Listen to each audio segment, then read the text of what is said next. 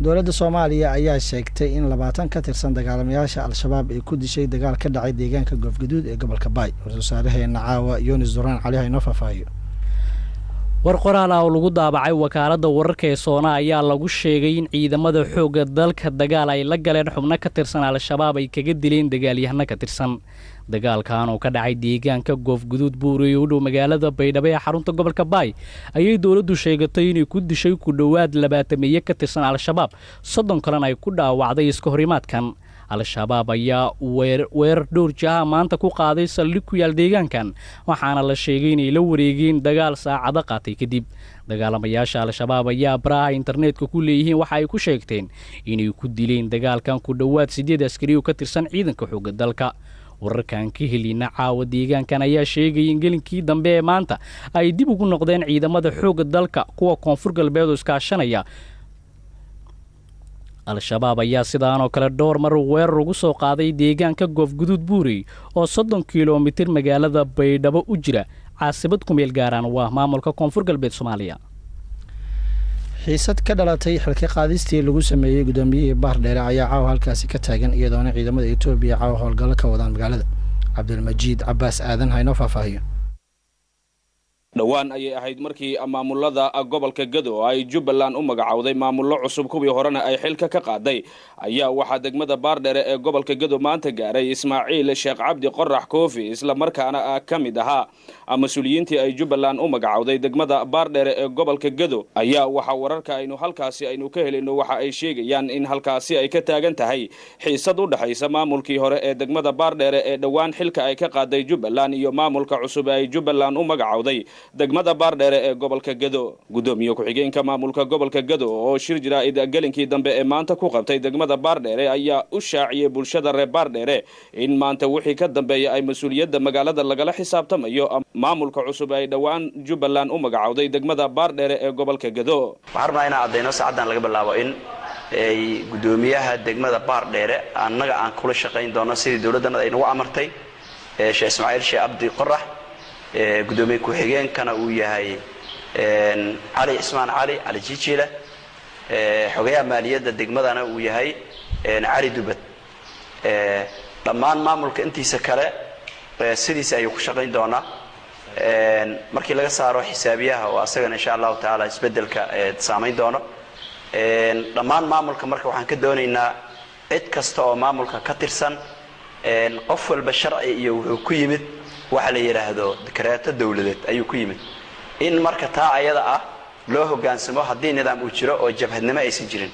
dhinaca kale waxa iyaguna dhankooda ka biyadiiday xilka qaadistaasi sida aanu wararka ka helayno degmadaasi Baardheere oo ay sheegayaan mas'uuliyiintii hore ee maamulka degmada Baardheere ee gobolka Gado kuwa oo haatan ku sugan magaalada Muqdisho ee caasimadda dalka waxaana jira in maamulka gobolka Gado uu kala qaybsan yahay xilligan laba dhinac kuwa oo la kala saftay dawladda Soomaaliya iyo maamulka Jubbaland waxaana la ogeyn sida uu xaalka noqon doono iyadoona qayb ka mid ah maanta magaalada ay ka maqnayd isgaarsiinta taasi oo siyaabo kala duwan warar aynu halkaasi ka helayno ay sheegayaan in magaalada ay ka jirto xiisad u dhaxaysa labada dhinac. ciidamada Itoobiya ee qaybta ka ah AMISOM ayaana maanta halkaasi waxa ay ka wadeen baaritaano kala duwan oo ay xaafadaha kala duwan ee magaalada ay baarayeen. maalinka barito ayaa lagu wadaa in magaalooyinkooda ay dib ugu noqdaan gudoomiyaashii dhawaan ay xilka ka qaaday Jubbaland kuwa oo dhankooda qaadacay xilka qaadista ay Jubbaland ku sameysay. Cabdulmajiid Cabbaas Aadan Fantastic KNN Kismaayo. madaxweynaha Soomaaliland Muuse Biixi Cabdi ayaa kulan la qaatay gudoomiyaasha xisbiyada mucaaradka waddan iyo ucud ay isku hayaan doorashada Soomaaliland. Ilyas Cabdi Cali ayaa faafahinta warka inoo soo diray. madaxweynaha Soomaaliland Muuse Biixi Cabdi oo uu helinayo madaxweyne ku-xigeenka Soomaaliland Cabdiraxmaan Ismaaciil Saylici ayaa maanta kulan albaabadu u xidhan yihiin waxa ay kula yeesheen xarunta madaxtooyada Soomaaliland gudoomiyaasha xisbiyada ucud iyo wadani Cabdiraxmaan Maxamed Cabdilaahi Cirro iyo sidoo kale Faysal Cali Waraabe. war-saxaafadeed ay madaxtooyada Soomaaliland la wadaagtay warbaahinta oo ku saxnaa afayeenka madaxtooyada Soomaaliland Maxamuud Jaamac Warsame ayaa lagu sheegay in 3 qodob uu ka soo baxay shirkaasi albaabadu u xidhnaayeen ee wada yeesheen madaxweynaha Soomaaliland Muuse Biixi Cabdi iyo gudoomiyaasha xisbiyada mucaaradka Soomaaliland. war-saxaafadeedka ayaa lagu sheegay in madaxweynaha iyo labada gudoomiye xisbi ay ku heshiiyeen in xisbiyada Soomaaliland ay si isku mid ah uga shaqeeyaan sidii ay doorashada Somaliland u qabsoomi lahayd. sidoo kale waxa isla afkarteen in caqabadaha doorashooyinka hor yaalla ay si iswada u xaliyaan labada xisbi mucaarid iyo xisbiga muxaafidka ee kulmiye oo ay madaxtooyadu hogaaminayso.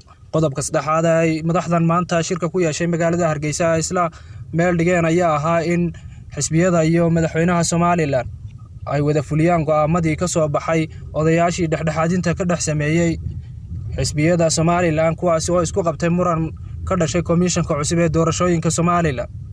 xisbiyada siyaasadda Somaliland ayaa sheegay in kulankaasi uu ka mid dhalay isla markaana ay ku qanceen waxa ay ka wada hadleen madaxweynaha Jamhuuriyadda Somaliland Muuse Biixi Cabdi. maalmaha soo socda ayaa la filayaa in xisbiyada iyo madaxweynaha Somaliland go'aamo rasmi ah ka soo saaraan sidii doorashooyinka wakiilada iyo deegaanka looga qaban lahaa deegaanada Somaliland.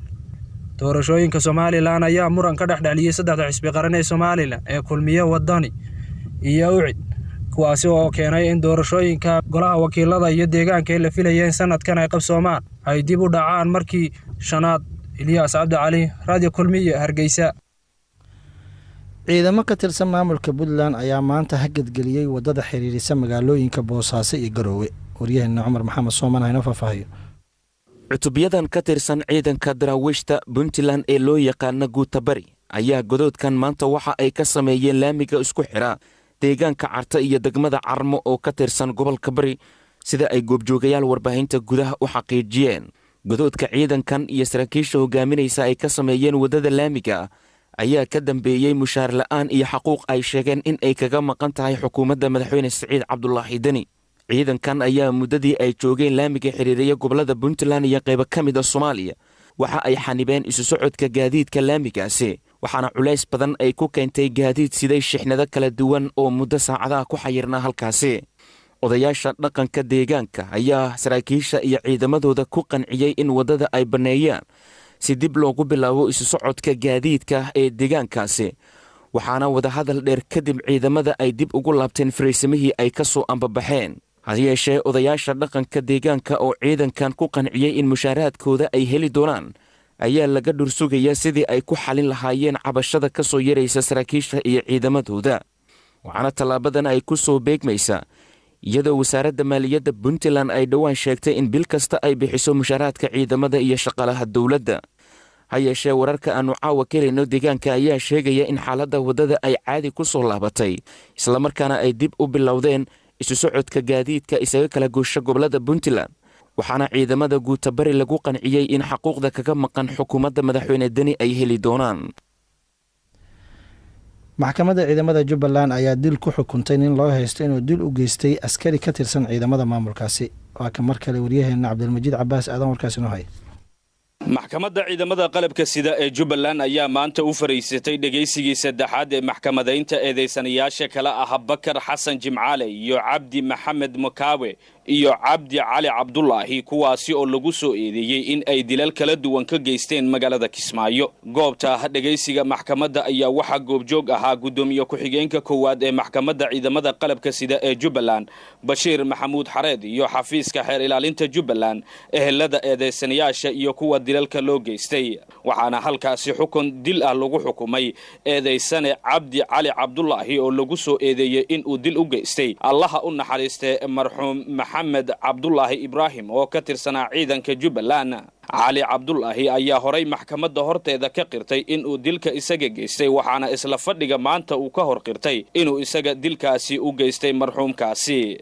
gudoomiye ku-xigeenka koowaad ee maxkamadda ciidamada qalabka sida ayaa goobtaasi ka akhriyay go'aanada maxkamadda ay maanta soo saartay. bismillaahi raxmaani raxiim. ujeedda xukun maxkamadeed taariikhdu waa 23 bishii 2019 waxay maxkamadda ciidamada Jubbaland u fariisatay kiis dil ah ilaalinta ay ku soo eedeysay Cabdi Cali Cabdulle 28 jir ina Xabiibo Xayle Maxamed ku dhashay Jamaame ahaana shacab inuu dil bareer ah u geystay marxuum Maxamed Cabdullaahi Ibraahim oo ka tirsanaa booliska Jubbaland. goobtuna ahayd xaafadda isku filan saacadda markay ahayd 10 saac ee habeenimo. marxuumka oo jiifa inuu la dhacay bir kadibna uu qorigiisa qaatay kuna dhuftay 3 xabadood. maxkamaddu markay dhageysatay qiraalka eedeysanaha oo ka hor qirtay sababtuna uu ku sheegay inuu u dilay qoriga markay aragtay aayadda 178 suuratul Baqara iyo qodobka 434 xeerka ciqaabta, waxaa maxkamadda u caddaatay inuu dilkaas ahaa ulakac waxayna xukun dil ah ku riday gacan ku dhiigle cabdi cali cabdulle taasoo ah qisaastii marxuum maxamed cabdulaahi ibraahim. dhanka kale waxa ay maxkamaddu dib u dhigtay kiiska eedeysanayaasha kale ah bakar xasan jimcaale iyo cabdi maxamed makaawe oo ay maxkamaddu sheegtay in ay dib ka soo sheegi doonto go'aankooda. cabdilmajiid cabaas aadan fantastic KNN Kismaayo. xukuumadda Soomaaliya ayaa sheegtay in dalka ay ka dhici doonto doorasho qof iyo cod ah xilli baarlamaanku aynu go'aan ka soo saarin nooca doorashada ee dalka ka dhici doonto sanadka 2020-2021. farxaan maxamed xuseen ayno faahfaahiyo. ra-iisul wasaare ku-xigeenka dalka Mahdi Maxamed Guuleed Qadar oo maanta ka hadlay munaasabad lagu qabtay madaxtooyada Soomaaliya ayaa waxa uu soo hadal qaaday muran ka taagnaa sharciga doorashooyinka dalka oo maalmihii dambe ay xildhibaanada golaha shacabka ay ka doodayeen. Mahdi Maxamed Guuleed Qadar ayaa waxa uu sheegay in madaxweynaha Soomaaliya Maxamed Cabdullaahi Farmaajo iyo ra-iisul wasaare Xasan Cali Khayre ay ka go'an tahay in dalkan ay ka dhacdo doorasho qof iyo cod ah 2021 oo ku salaysan nidaamka xisbiyada dalka, isagoona sheegay in madaxda dalka ay bulshada Soomaaliyeed ka sugayaan doorasho qof iyo cod ah. maruu arrimahaasi ka hadlayna waxa uu yidhi ummadda Soomaaliyeed waxa ay naga sugaysaa in aynu hirgelinno hal qof iyo hal cod doorasho ah. talada iyo awoodda iyo karaamada ummadda Soomaaliyeed waa inaynu talada shacbiyada Soomaaliyeed dib ugu celinaa. madaxweynuhu waxa uu diyaar u yahay, ra'iisul wasaaruhuna uu yahay ummadda Soomaaliyeed taladeeda inay qaadato iyagu cidii ay rabaan ay doorato. haddii aynu tartamayno oo ay dib noo dooranayaan oo 5 sanadood oo dambe halkii aan gaarsiinay meel ka sii fog aynu gaarsiinayno ummadda Soomaaliyeed bay u taallaa. haddii cid kale ay dooranayaan ummadda Soomaaliyeed bay u taallaa. laakiin inaga maxaa la inaga rabaa hawlaha waaweyn ee tallaabooyinka hore aan qaadnay ee hirgaleen haddana waan qaban karnaa doorasho hal qof iyo hal cod ah. ummadii hayeynaan warwarin wuxuu yidhi hadraawid rag siyaasi wada noqoy wada furay silsiladaha hadba taanu suurayn yidhi anigu aanso siyaasadda hoggaan baynu leenahay madaxweynuhu wuxuu inagu hagayaa dhaxalka uu ka tegayaana ay in dalkan ay ka hirgasho 2020 ummad yahay doorasho hal qof iyo hal cod ah kuna salaysan tartanka xisbiyada qaban. 60kii doorashooyin bay Soomaaliya dimuqraadiyad iyo horumar ku hana qaaday dalka ugu dimuqraadsan Afrika ay noqotay. 60 guurada kadib waxaanu ku dabaaldegaynaa doorasho hal qof iyo hal cod ee Soomaaliya inay ka hana qaato. dhinaca kale madaxweyne Maxamed Cabdullaahi Farmaajo oo asna hadlay ayaa waxa uu faray hay'adaha caalamka inay la shaqeeyaan xukuumadda Soomaaliya isla markaana ay wax ka bedelaan aragtidii hore ee Soomaaliya ay ka haysteen. dhammaan hay'adaha aan dawliga ahayn oo ay u horeeyaan hay'adaha qaramada midoobay kuwaas oo aanu wada shaqayn joogto ah leenahay iyo sidoo kale hay'adaha ka shaqeeya arrimaha horumarka iyo samafalka waxaan ku adkeenayaa ama farayaa inay dib u eegis ku sameeyaan qorshahooda howleed ee sanadlaha ah ayna hubiyaan in qorshaha ay dalka ay ka fulinayaan uu la jaan qaadi karo qorshaha maanta aan ka hadlayno oo ah horumarinta qaranka ee 9aad aynu maanta daahfurayno. hadalkan ayuu madaxweyne Maxamed Cabdullaahi Farmaajo ka jeediyay munaasabad lagu soo bandhigay qorshaha 9aad ee 5 sano ee soo socotay qaranka.